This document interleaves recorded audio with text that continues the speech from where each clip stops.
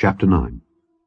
And Elisha the prophet called one of the children of the prophets, and said unto him, Gird up thy loins, and take this box of oil in thine hand, and go to Ramoth-Gilead.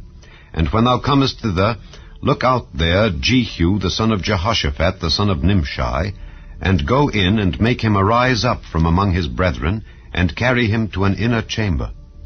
Then take the box of oil, and pour it on his head, and say, Thus saith the Lord, I have anointed thee king over Israel. Then open the door, and flee, and tarry not. So the young man, even the young man the prophet, went to Ramoth-Gilead. And when he came, behold, the captains of the host were sitting. And he said, I have an errand to thee, O captain. And Jehu said, Unto which of all us?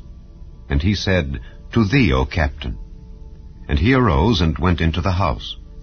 And he poured the oil on his head, and said unto him, Thus saith the Lord God of Israel, I have anointed thee king over the people of the Lord, even over Israel. And thou shalt smite the house of Ahab thy master, that I may avenge the blood of my servants the prophets, and the blood of all the servants of the Lord at the hand of Jezebel. For the whole house of Ahab shall perish, and I will cut off from Ahab him that pisseth against the wall, and him that is shut up and left in Israel. And I will make the house of Ahab like the house of Jeroboam the son of Nebat, and like the house of Baasha the son of Ahijah.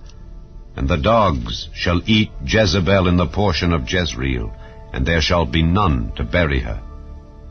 And he opened the door, and fled. Then Jehu came forth to the servants of his lord, and one said unto him, Is all well? Wherefore came this mad fellow to thee? And he said unto them, Ye know the man and his communication. And they said, It is false, tell us now. And he said, Thus and thus spake he to me, saying, Thus saith the Lord, I have anointed thee king over Israel. Then they hasted, and took every man his garment, and put it unto him on the top of the stairs, and blew with trumpets, saying, Jehu is king. So Jehu the son of Jehoshaphat the son of Nimshi conspired against Joram. Now Joram had kept Ramoth-Gilead, he and all Israel, because of Hazael king of Syria.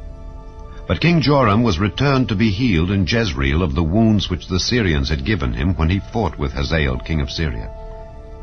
And Jehu said, If it be your minds, then let none go forth nor escape out of the city to go to tell it in Jezreel.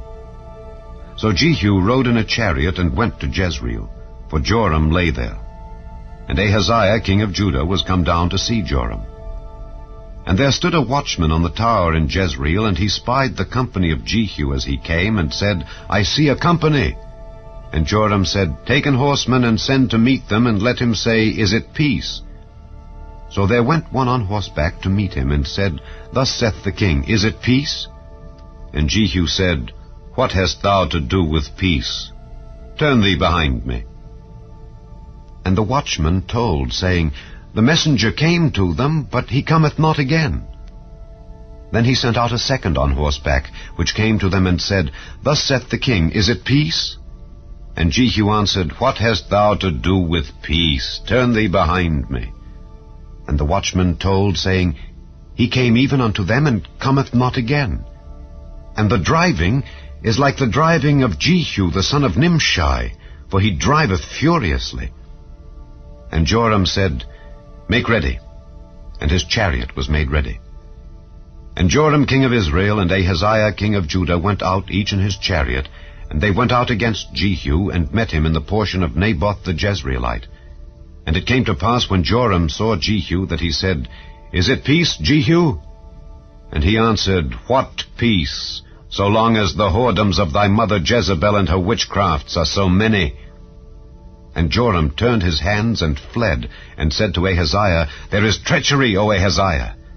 And Jehu drew a bow with his full strength, and smote Jehoram between his arms, and the arrow went out at his heart, and he sunk down in his chariot. Then said Jehu to Bidkar his captain, Take up and cast him in the portion of the field of Naboth the Jezreelite. For remember how that when I and thou rode together after Ahab his father, the Lord laid this burden upon him.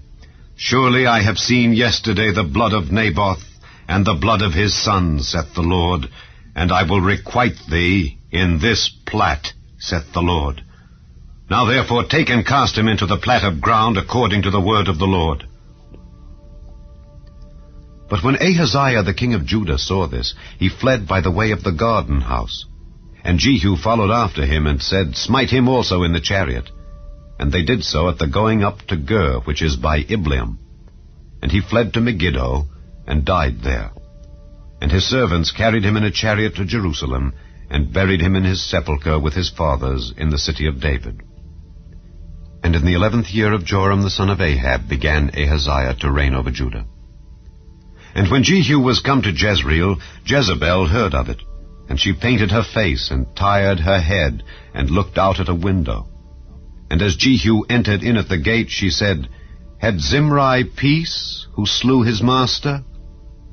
And he lifted up his face to the window, and said, Who is on my side? Who? And there looked out to him 2 or 3 eunuchs. And he said, Throw her down. So they threw her down, and some of her blood was sprinkled on the wall and on the horses, and he trode her under foot. And when he was come in, he did eat and drink, and said, Go, see now this cursed woman, and bury her, for she is a king's daughter. And they went to bury her, but they found no more of her than the skull, and the feet, and the palms of her hands. Wherefore they came again and told him. And he said, This is the word of the Lord, which he spake by his servant Elijah the Tishbite, saying, In the portion of Jezreel shall dogs eat the flesh of Jezebel. And the carcass of Jezebel shall be as dung upon the face of the field in the portion of Jezreel, so that they shall not say, This is Jezebel.